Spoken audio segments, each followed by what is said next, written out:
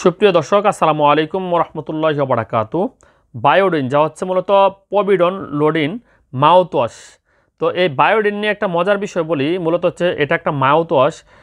সেক্ষেত্রে আপনার এই বায়োডিন নামে কিন্তু আরেকটা ওষুধ রয়েছে, যেটা হচ্ছে আপনার অ্যান্টিসেপটিক নামে কিন্তু থাকে। সেটা হচ্ছে আপনার যাদের হাত পা কাটাছেঁড়া ক্ষতস্থান হয় সেক্ষেত্রে ব্যবহার করার জন্য দেওয়া হয়ে থাকে। সেক্ষেত্রে অবশ্যই সতর্ক থাকবেন যে এটা কিন্তু আপনার গার্গেলিং করার জন্য, ওটা দিয়ে আবার কেউ গার্গেলিং করবেন না, তাতে করে কিন্তু আপনার সমস্যা হতে পারে।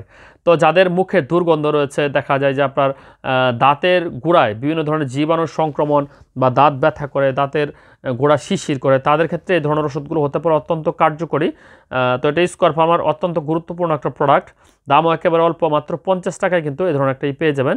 তো এখানে দেখতে পাচ্ছেন আপনারা, এটা কিন্তু মুখ দেওয়া রয়েছে। আচ্ছা, খুলতে পারতেছি না।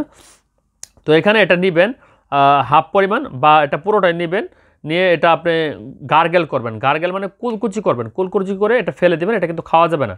আর যাদের একটু মনে হবে যে কড়া, তারা একটু পানি মিশ্রণ করে নিতে পারেন। সেক্ষেত্রে গ্লাসে এটা যদি একটা নেন, এক চিপটি নেন, আর পাশাপাশি হাফ গ্লাস পানি নেন, নিয়ে কুলকুচি করেন, দেখবেন যে ভালো একটা ফলাফল পাবেন।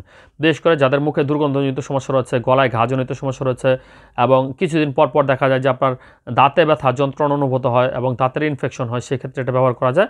এছাড়া যারা পান জর্দা সিগারেট খান, তাদের ক্ষেত্রে অত্যন্ত উপযোগী হতে পারে এই ধরনের বায়োডিন। তো এটা আপনার বলা হচ্ছে হালকা গরম পানির সাথে মিশিয়ে বা এমনিতেই ডাইরেক্ট 10 মিলি পর্যন্ত মাউথওয়াশ মুখে নিয়ে কুলকুচি বা গার্গেল করে ফেলে দিন। মানে কিছুতে কিন্তু এটা গিলা যাবে না।